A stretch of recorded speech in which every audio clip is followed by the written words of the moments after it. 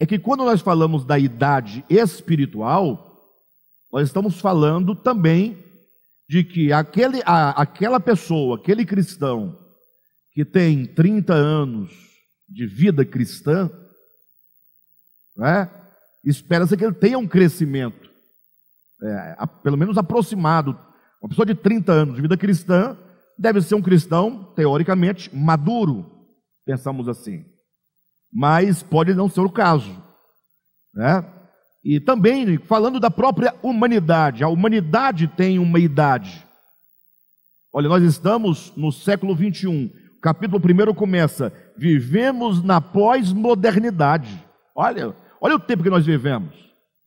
E antes da pós-modernidade, quando nós voltamos no tempo e na história humana, o que nós observamos? Que o ser humano, a humanidade, vem o quê? Se desenvolvendo, ela vem crescendo em muitas áreas.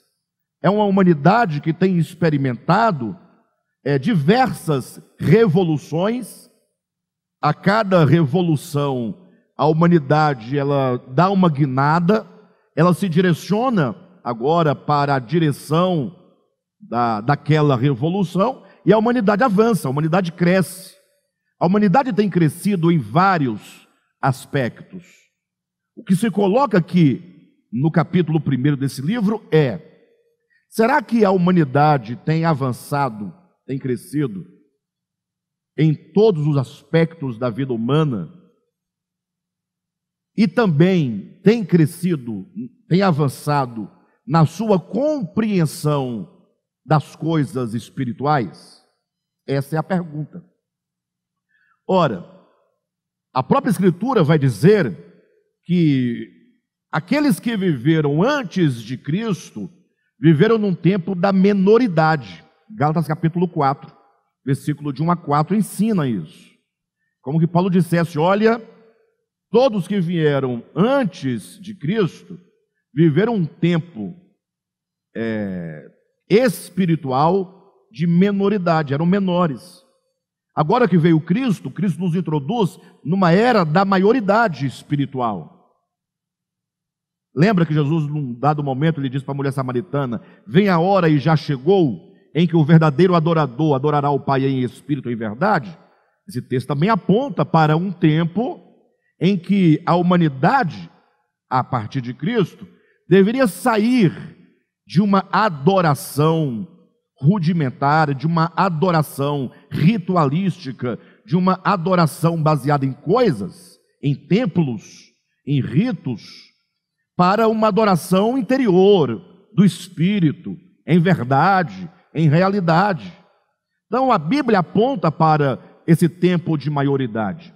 Agora, a grande questão que nós estamos trazendo neste capítulo 1 é exatamente esta, né? Indagando se porventura a humanidade do século 21, da pós-modernidade, é uma humanidade crescida no que diz respeito às coisas referentes a Deus. Se a sua visão está mais esclarecida, se são pessoas com maior clareza do significado de Deus, do significado da verdade, né? De maior compreensão da vontade de Deus.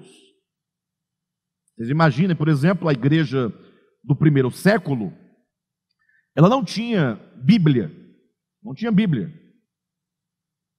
Por quê? Ora, porque os apóstolos ainda estavam escrevendo as cartas.